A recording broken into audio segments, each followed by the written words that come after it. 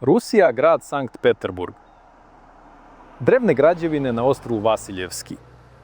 Vizuelno kuća se sastoji od dva dijela.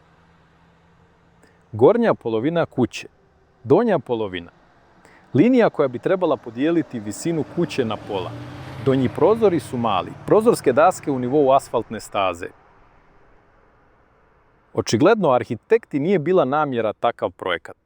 Ispod ovih prozora još uvijek treba postojati razmak i osnova zgrade. Visina donjih prozorskih otvora ne odgovara gornjim. Otvori na drugom i trećem spratu su iste visine. Za vizualni sklad visini donjih prozorskih otvora treba da se podudara sa gornjim. 4 etaže i 3 različite veličine prozorskih otvora. Ružan. Mjerimo visinu prozorskog otvora.